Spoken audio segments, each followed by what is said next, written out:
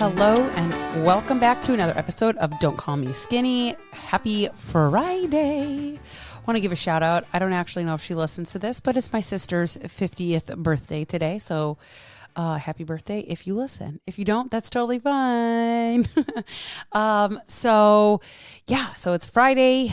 We're going out tonight for her birthday, which is going to be fun, exciting. Going to one of our very favorite places called Madhouse. It's just this little restaurant / bar, and it's just great atmosphere, great food, great drinks, great all the things. But one question that nobody asked, but I'm going to answer since Wednesday was a Q&A. If you didn't have a chance to go listen to it, I think I dropped 9 or 10 questions, that people have either asked me, on TikTok, on Instagram, my clients, or just randomly on Facebook, wherever. So I went and answered those. But if you didn't, I'm going to talk about the scale and the most appropriate way. I've talked about the scale before, but even as I grow as a coach, as I learn as a coach, as I'm looking at things as a coach in different lenses and trying to learn from multiple people, and figure out what works best for me, or how do I best apply this to my clients. One thing I'm always going to try to come back to is the scale, because the scale can be so for most people. And I want to get you to understand the appropriate way to use the scale. I swear there's something in my office. I don't know if it's because I don't. I don't know if it's because I haven't been in here, or if there's literally I don't have any plants or anything in here, or if it's just dust from not being in here. I don't know.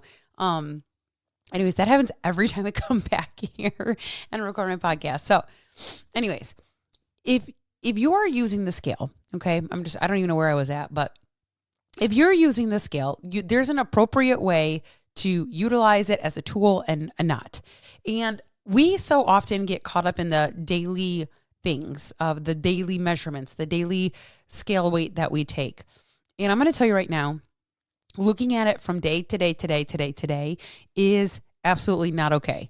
And I am going to say that if you are trying to lose weight and you are looking to lose fat, you're trying to lose weight, you need to be weighing yourself every single day. And if you can't do that without getting your panties in a twist, you need to join Fat Loss Basics Group Coaching Program. Thanks. Link in the show notes. Okay. Seriously though, you cannot look your day to day. You take, what day is today?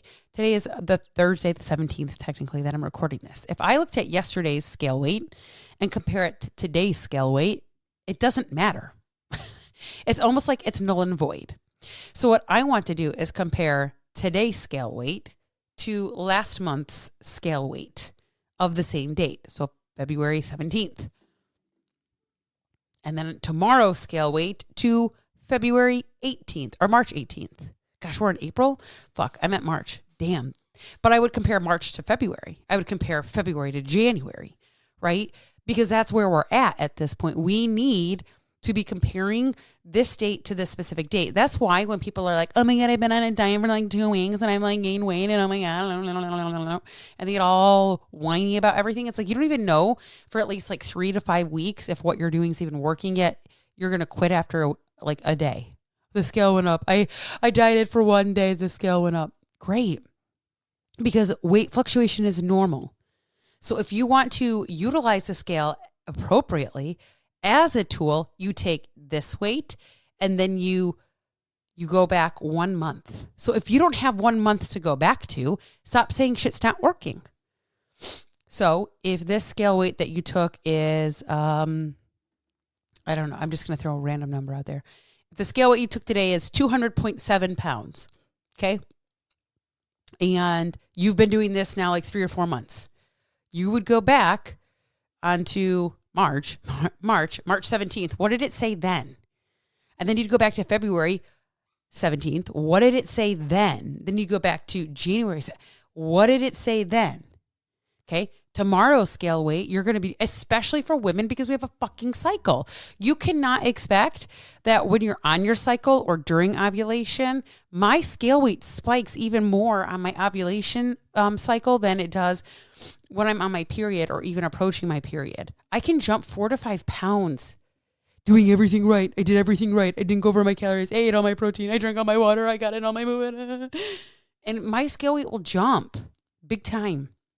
And I can see that trend every single month because that's what I do.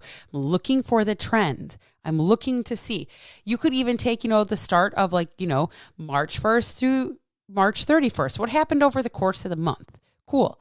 Let's take April 1st through April 30th. What's happening over the course of the month? But if you really want to get real good at utilizing the data, you go from 1 month of the date back 1 month. Or you'd go from the current date, 1 month back. Woo. Okay. That's what you would do. So how would you use a scale appropriately as a tool? This is how.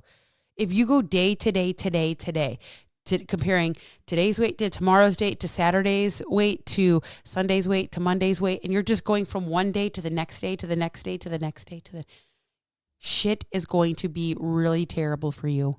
And that is why you get so caught up. That's why you're so emotional about it. But unless you're comparing a daily weight from the previous month minimally, you have no idea if what you're doing is working.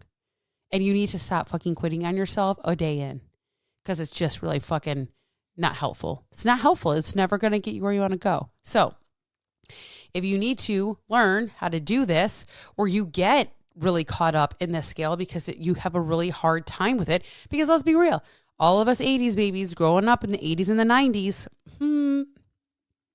our relationship with the scale fucking blows. It fucking blows bad.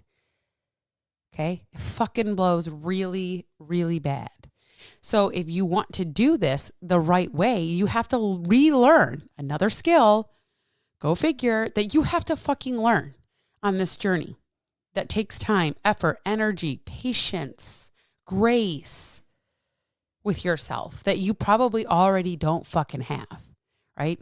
This is the work that we do in Fat Loss Basics Group Coaching. Link is in the show notes. I'd love to help you change your life when you're ready, but only when you're ready.